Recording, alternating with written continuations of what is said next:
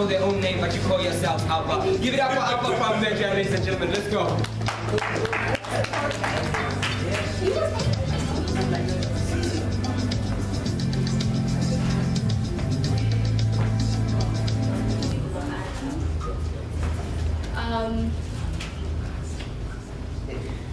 Okay, good afternoon. I'm Thato, and my poem is titled Road to Self-Discovery. Road to Self-Discovery. Ever felt like you're the victim of your own sanity? Locked in your own chamber of secrets, hallucinated by this illusion that life could never be as calm as the fall of leaflets. See, when I was 13, I found myself trapped by the tameless will of this society which appeared defeatless, this society that found the means of my existence meaningless. And I would try to fit in until it sunk in that I was the captain of my own sinking ship, and the cycle would go endless. You're not pretty enough. You can't hang with the cool and tough. Their words would cut through me like bruises in my ears, and my trembling lips would go numb, and I would remain speechless. But 1,826 days later, I rise above my sunken ship. Reversing the wheel of my terminal trip, I stand against defeat. No, I will not slip, because I rise above my sunken ship and I say, this is who I am. Today I am drunk into freedom as I swim over the sea of social anxiety, taken by this wave of freedom into the sea of social variety. I rejoice this feeling of no longer being seasick, because I'm done playing the victim of society's tricks. Flashing the finger to all these butts I will not lick, I say this is who I am. As I journey on my road to self-discovery, I possess the strength to hold on to my own sanity. Amazing is my creativity, which is like a compass that leads me to a place of peace and prosperity. I've made my happiness my priority. Choosing to ignore these intoxicated views of the world's majority, I've made my happiness my priority, because this is who I am. Yes, so you are. All right, let's check your scores. Natalie gives me a nod. Okay, 8-3. So it says 6-8, 7-2, 7-3, and 7-4. Good job. All right. You guys ready for your duet? Let's see what you got. Let's go. Alpha.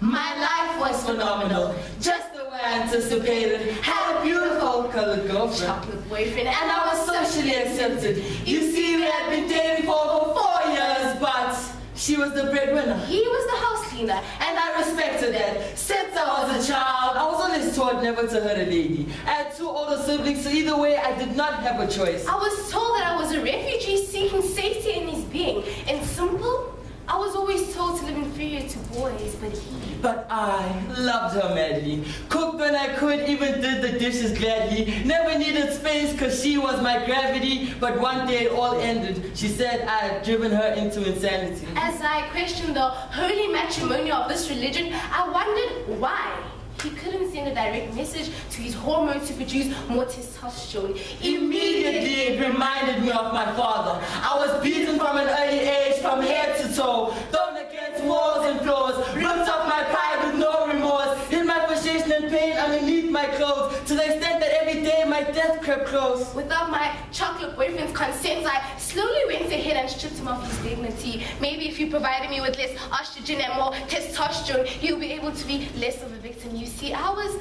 the shackles of his soul, that piercing, burning cold. I was the attacker and he, the victim, a prey for keeping. They said, thank the Lord for another day. It felt like a punishment in disguise. She never showed any mercy. I could see the anger in her eyes as blood pumped through her. I eloquently yet gently clenched my fist. this. She quoted, "You're such a fag in my life. You're broke, again have no significance." I finally cracked his mirrors full with generations of errors. And as I glanced at the mirrors, I saw that her fingers had left a stain. I had failed to be the provider of my family. My pride was incinerated, and all I could feel was ashamed. My equivocated being felt some sort of superiority when I stripped him of his dignity. I couldn't stomach the thought of being another victim, so I digested his testosterone on a daily basis. See, he wasn't the reason why I was beaten as a child for no reason. But were our parents to blame? Did they raise a mistake? Was I soft at Was birth? my birth certificate fake? Am I not human? Am I not supposed to feel hurt? She quoted. Shut up! I'll hit you when I want to. I will hit you because I can. But did refusing to fight back make me any less of a man? I am a victim. Fact. Did you know that although the majority of domestic violence occurs in women, the abuse of men is far more than you would expect? This is a fact that you cannot neglect. I am a victim. Fact. An abused man faces a shortage of resources, seen as being less of a man, and show no remorse. I am a victim. Fact. Abused men receive more skepticism from police, and their charges may never stand in court. Because men are always the abusers, right?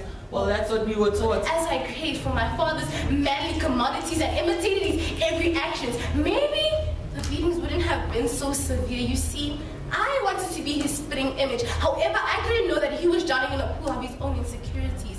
Therefore, I executed on you what he had done to me. Ripped off my pride and my blood spilled like my dignity. I could no longer hide what the perpetrator had done to me. And anxiously I instantly made up my mind. I will no longer let society silence my cries. Ripped off my pride, my blood spilled like my dignity. I could no longer hide what the perpetrator had done to me. And anxiously I instantly made up my mind. I'm forced to let society silence my cries.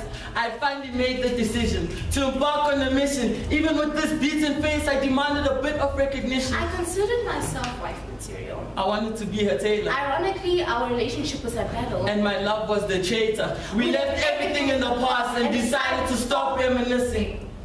Yes, I was the perpetrator. And yes, I was the victim.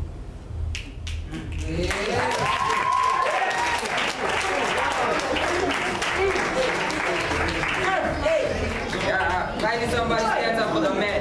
Don't always think that women only get abused, they also get abused. Alright, we do emotionally as well.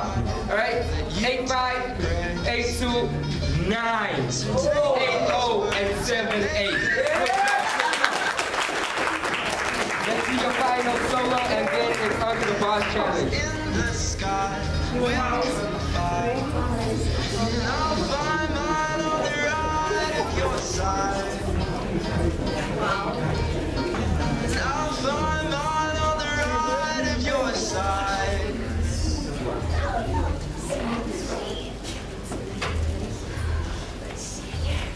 So really, what do you want from me?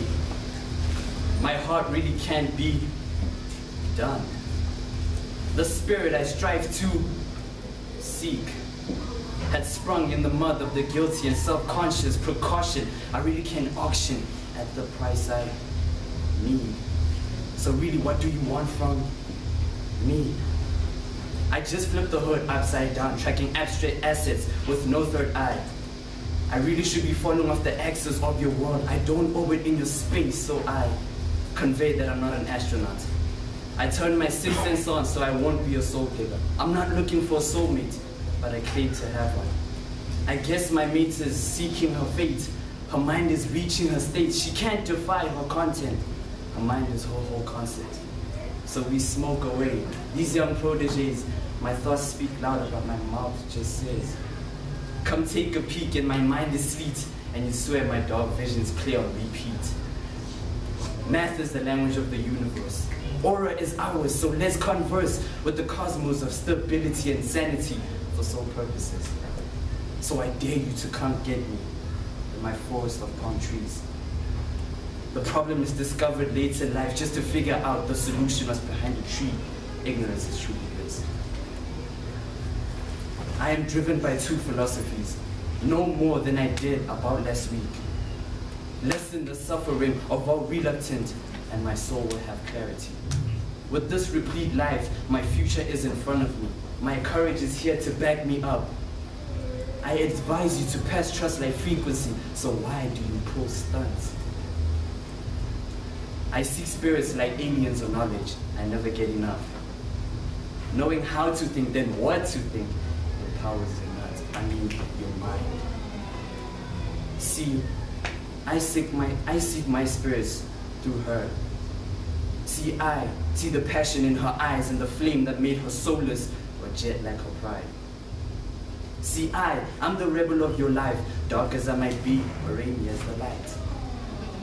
Till I tip the bill of every waiter that has waited to take what's mine. This food for thought was too divine. And why? Why do we serve as R and J while we rob them of their self-esteem? Bonnie and Clyde, B and C, oh my, she's mine, yes smile. Till the clock ticks tock and the grain of the hourglass ends light. Or maybe these are just jumbled up lies. So what side do you make when they resemble your fate? Hi. Get it? Can we smoke Orion's bell till the gravity deprives and dispatches us together, never let our music die? I guess I made it incoherent when I said mine. Now she thrills in the glory of her shame derived.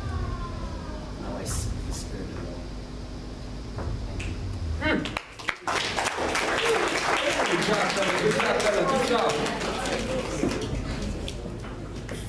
You rap?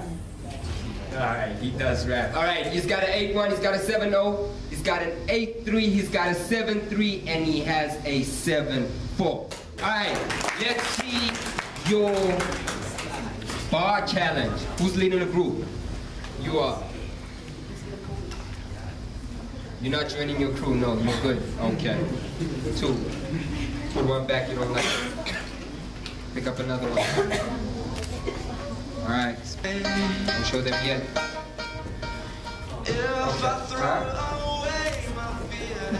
Remember 3 bars each. Come on. 5, 4, 3. That's you? Alright, let's go. He says, how I like to spend my Sunday. Alright, you guys rap on how you like to spend your Sunday. Let me hear.